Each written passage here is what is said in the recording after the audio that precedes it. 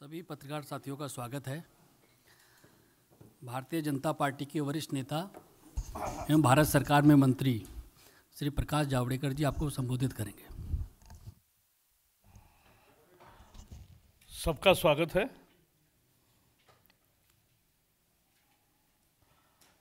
दुनिया में गरीबी का आकलन करने वाली वर्ल्ड डाटा लैब एस्टिमेट, ये वर्ल्ड डाटा लैब एक प्रसिद्ध संस्था है और वो एडवांस मॉडल्स पर काम करती है और उनके निष्कर्षों को दुनिया मानती है। उन्होंने ये कहा है कि भारत में तेजी से जो अत्यधिक गरीबी है वो बहुत तेजी से कम हो रही है। Extreme poverty is reducing at a very fast pace in India. 2012 में ग्रामीण भारत में 14% लोग अत्यधिक गरीबी के रेखा के नीचे थे, अब वो 4% हो गए। 10% का इजाफा, 10% यानी बहुत बड़ा गरीबी में कटौती हुई है। और अर्बन में 9.5% थे, वो अब 3.5% तक आ गया है। तो गरीबी बड़े पैमाने पर कम कर रही है। कांग्रेस ने गरीब हटाए, मोदी जी ने गरीबी हटाई, ये फर्क है। और जो एक दूसरी संस्था है global multi dimensional poverty index, जो एक संस्था तैयार करती है, ग्लोबल मल्टी डायमेंशनल यानी बहुआयामी गरीबी की रेखा के सर्वेक्षण होता है, उसमें भारत की स्थिति गरीबी मुक्त होने में बहुत तेजी से बदल गई है, अच्छी हुई है। और एक सर्वे के अनुसार 135 रुपये रोज कमाने वाले या उससे कम कमाने वाले 26 करोड़ लोग थे 2011 में, जिनकी आय 135 रुपये प्रतिदिन से कम थी। अब 135 से कम की संख्या 5 गुना कम होकर केवल 5 करोड़ रह गई है। 5 करोड़ भी हम खत्म करेंगे। 5 करोड़ लोगों की आय भी बढ़ेगी। गरीबी समाप्त करने की दिशा में मोदी सरकार की योजनाएं कारगर साबित हुई, ये ब्रुकिंग रिपोर्ट है। सो global multi dimensional poverty index, ये वर्ल्ड डाटा लैब और ये ब्रुकिंग थिंक टैंक का रिपोर्ट सब बताते हैं कि भारत में तेजी से गरीबी कम हो रही है और दुनिया ने माना है। एक हिसाब लगाया है, हर मिनट में 44 लोग गरीबी रेखा से बाहर आ रहे हैं, यानी उनका जीवन स्तर गरीबी रेखा से भी ऊपर आ रहा है। हर मिनट में 44 लोग। और 2022 तक इसी गति से अगर काम चले, और होगा इससे भी ज़्यादा गति से, तो 2022 में मात्र 3% रहेंगे और 2030 तक गरीबी रेखा के नीचे कोई नहीं होगा। ऐसा भाग्य देश को मिलेगा। मोदी जी के नेतृत्व में जो नई दिशा मिली है, और इसका प्रशंसा खुद अमेरिका के अध्यक्ष ट्रम्प ने भी बार बार कहा है कि भारत गरीबी समाप्त करने में तेजी से तरक्की कर रहा है। और यूनो की अध्यक्षा मारिया एस्पिनोसा ने भी कहा है कि गरीबी उन्मूलन में भारत एक अग्रणी देश बना है। क्योंकि पिछले 4-5 साल में जो हुआ है, मोदी जी ने जब सत्ता संभाली तब कहा था हमारी सरकार गरीब को समर्पित होगी, और उस दिन से हर एक वर्ग के लिए जो काम किया है किसान के लिए, फसल बीमा, यानी मैं राजस्थान की कल फिगर देख रहा था, मैं राजस्थान में था, 300 करोड़ रुपए राजस्थान के किसानों ने फसल बीमा का प्रीमियम भरा है। लेकिन आने वाले 2 महीने में राजस्थान में किसानों को 3000 करोड़ रुपए नुकसान का मुआवजा मिलेगा। जो फसलों में नुकसान हुआ, जिन जगह हुआ, वहाँ 3000 करोड़ रुपए किसानों को मिलेंगे। किसानों ने मात्र 300 करोड़ रुपए का प्रीमियम भरा है। और किसानों की मांग क्या थी? गरीबी क्यों थी? गरीबी इसलिए थी कि किसान को अपने उपज का सही मूल्य नहीं मिलता था। 40 साल उनकी लड़ाई चली लाभकारी मूल्य के लिए, और लाभकारी मूल्य स्वामीनाथन ने तय किया कि उत्पादन लागत का खर्चा प्लस 50%। लेकिन वो कांग्रेस ने कभी नहीं दिया। मोदी जी ने ये मंजूर किया और गरीबी को ये दिया। अभी जो फिलहाल 10% आरक्षण हुआ है नौकरियों में और शिक्षा में, वो भी एक बहुत बड़ा ऐतिहासिक कदम है कि जिससे गरीब को भी अच्छी शिक्षा और अच्छी नौकरी मिलने की स्थिति निर्माण हुई है। सब लोगों को 32 करोड़ नए जनधन खाते खुलवाने से गरीब फाइनेंशियल इंक्लूजन हो गया, गरीब का सेविंग्स फॉर्मल सेक्टर में बढ़ गया, बैंकों से ऋण लेने में 5 गुना बढ़ोतरी हुई, और मुद्रा योजना में 14 करोड़ लोगों को लोन मिले। इसमें 7 करोड़ लोगों के व्यवसाय पहली दफा शुरू हुए हैं। तो उतना एम्प्लॉयमेंट भी जनरेट हुआ, रोजी मिलने लगी, तो गरीबी से बाहर आए। और इसलिए स्किल डेवलपमेंट हो, रोजगार प्रोत्साहन योजना हो, और जैसे बाकी कल्याणकारी कार्यक्रम है, उज्ज्वला 6 करोड़ मिले, 10 करोड़ घरों में शौचालय आए, 2 करोड़ लोगों को घर मिले, बीमा सुरक्षा बीमा 12 रुपये वाला 330 रुपये वाला 14 करोड़ लोगों को, 5.5 करोड़ लोगों को मिलने लगा। और आदिवासी कल्याण और शेड्यूल कास्ट के कल्याण में पैसे बढ़ाए गए। और इसलिए सभी मार्गों से आज गरीबी का उन्मूलन की दिशा में हमने सार्थक प्रयास किया है। और इसलिए मुझे लगता है मीडिया ने भी इसका संज्ञान लेना चाहिए, क्योंकि मैं एक आंकड़ा अगर बताऊं कि किसानों को जितना जो गरीब को कर्जा मिलता था सेल्फ हेल्प ग्रुप के माध्यम से, वो अब 2 लाख करोड़ हो गया है। सेल्फ हेल्प ग्रुप के माध्यम से कर्जा 2 लाख करोड़ हो गया है। उसमें पिछले 5 साल में 46,000 करोड़ की वृद्धि हुई है। 26 लाख नए सेल्फ हेल्प ग्रुप्स तैयार हुए हैं।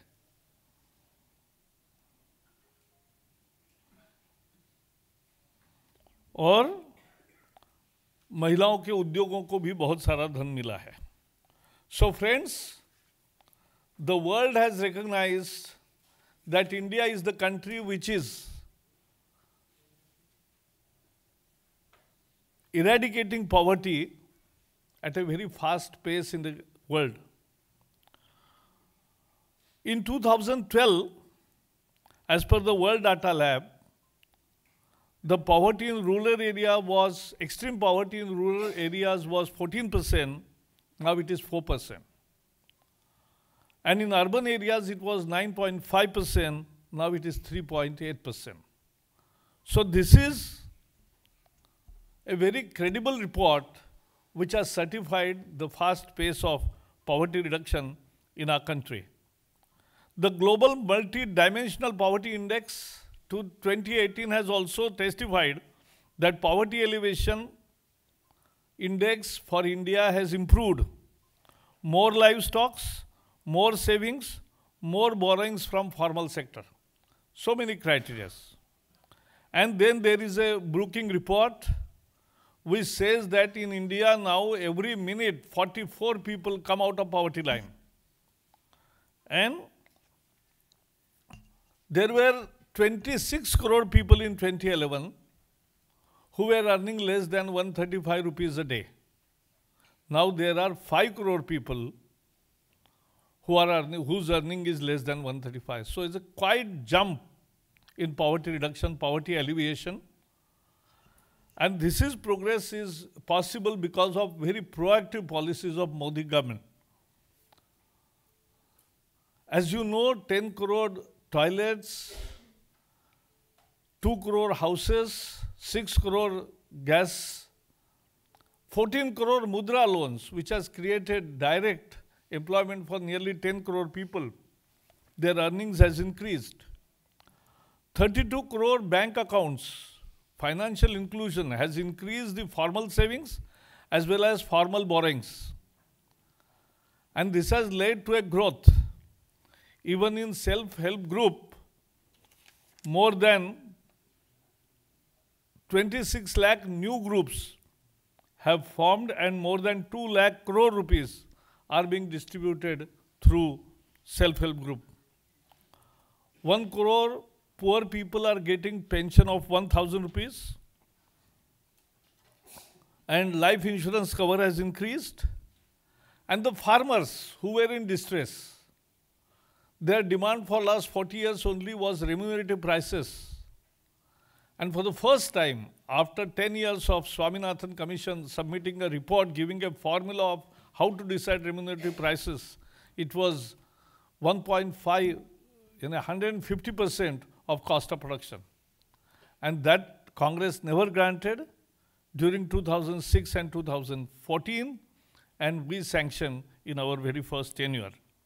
So all efforts of poverty alleviation of Modi government have been fructified, and therefore this is a very laudable achievement of India, and we as a country must be proud that we are the country which will have only 3% poverty rate in next 3 years, and then after, by 2030, we expect that there will be nobody below poverty line, and that is where India wants to progress, because empowerment of poor is our mantra, and entitlement of poor was Congress mantra. That's the difference.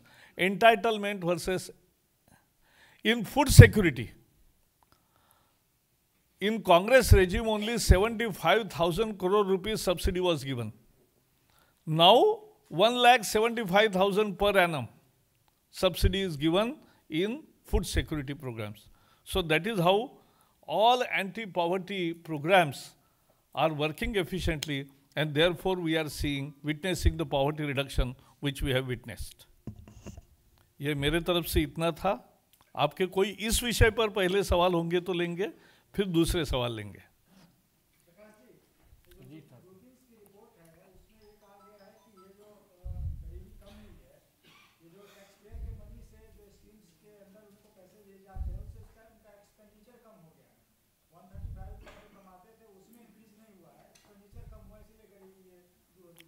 नहीं, दोनों है ना. महंगाई अगर कांग्रेस के ज़माने में 10% plus inflation था और आज अगर 3% 4% पे है, तो उसका फायदा तो सारे देशवासियों को मिला है, उसमें कोई दो राय नहीं है. पायल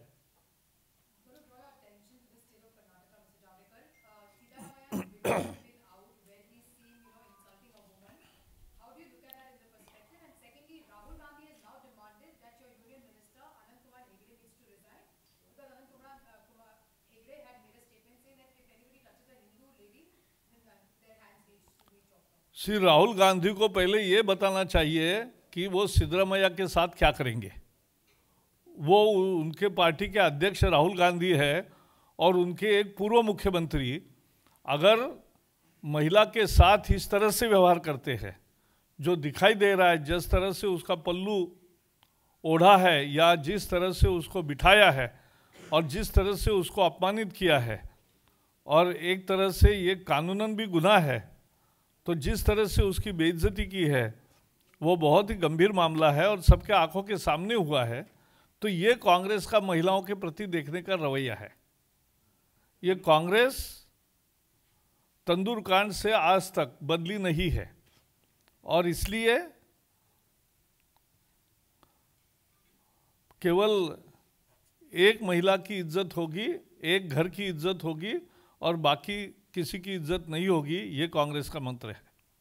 और इसलिए सिद्धरामैया जी पर अब कुमार स्वामी भी टेस्ट पर है कि वहाँ कानून है कि कानूनन गुनाह है, तो वो क्या करते हैं, उनको कार्रवाई करनी चाहिए, लेकिन वो ऐसी हिम्मत दिखाएंगे क्या, ये देखने लायक बात है।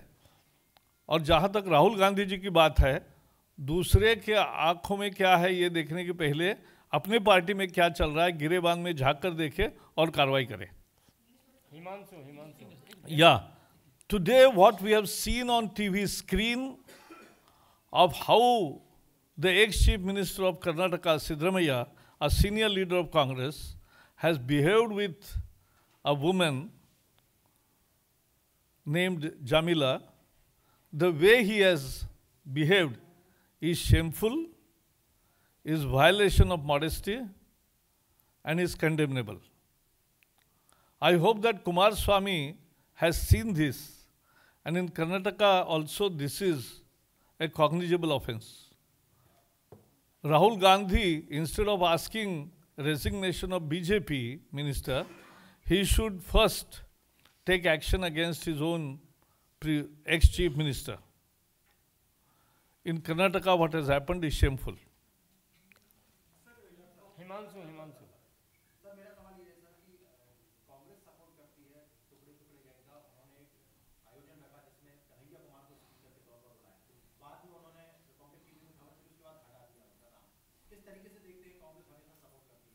नहीं, कांग्रेस पहले एक मुख्य धारा की पार्टी थी, अब वो संकीर्ण पार्टी बनती जा रही है। इतनी संकीर्ण हो रही है कि उनके दो मित्र और हित चिंतक अखिलेश यादव और मायावती उनको पार्टनर बनाने के लिए भी योग्य नहीं समझते हैं। चुनाव में उनके साथ गठबंधन करना भी मुनासिब नहीं समझते। केवल माँ बेटे की सीटें छोड़कर वो खुद नहीं लड़ेंगे, यही गठबंधन उनके तरफ से ऑफर है। यही कांग्रेस की स्थिति हो गई, ये संकीर्ण पार्टी बनती गई। हाँ,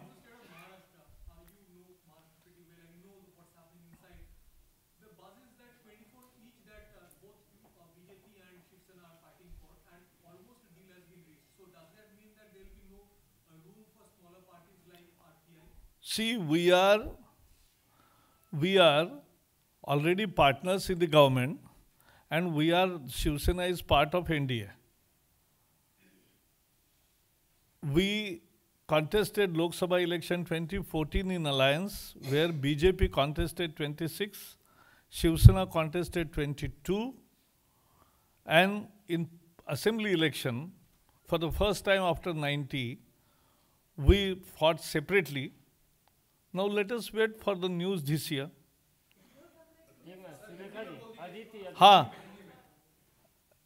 ऐसा है, भारतीय जनता पार्टी गठबंधन में, सरकार में शिवसेना महाराष्ट्र में पार्टनर है और देश भर में भी एनडीए सरकार के मंत्री भी है और पार्टनर है, तो शिवसेना हमारी पार्टनर है ही।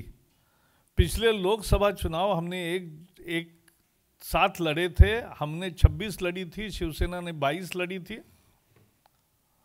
विधानसभा चुनाव अलग अलग लड़े थे। इस साल क्या होने वाला है, इंतजार कीजिए थोड़ा समय, फिर आपको समझेगा। Aditi Sanjay ji Aditi.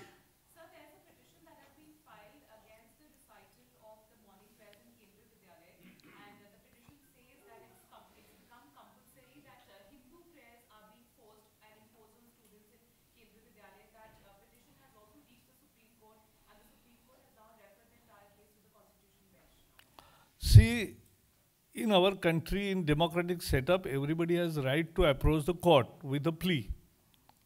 But as far as Bharat Mata ki Jai, Janagana Mana and Vande Mataram are not religious prayers. Sulekha ji Morning prayers he only. I am also talking about morning prayers. Sulekha जी सुलेखा जी सुलेखा जी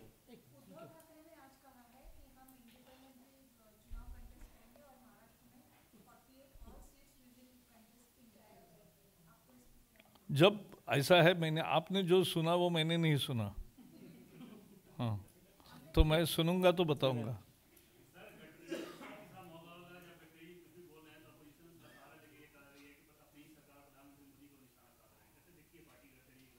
नहीं नहीं, ऐसे यानी कांग्रेस के कमेंट पर क्या बोले, कोई मतलब नहीं।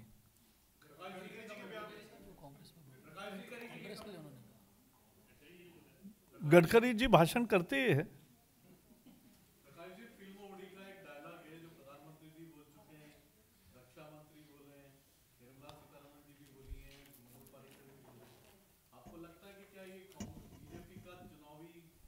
कौन सा?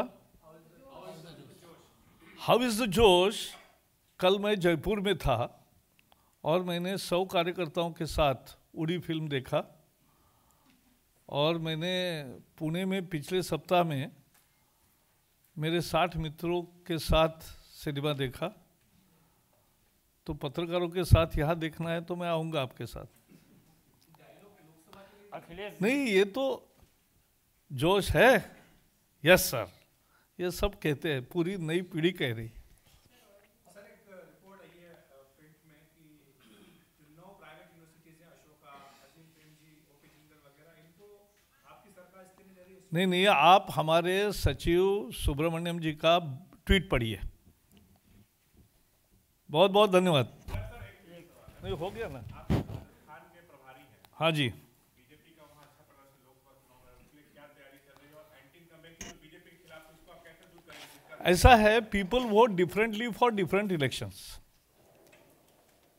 हमने महाराष्ट्र में 99 में एक ही दिन में विधानसभा और लोकसभा चुनाव किया था। प्रमोद जी थे तब। हमने विधानसभा 6 महीने प्रीपोन किया था।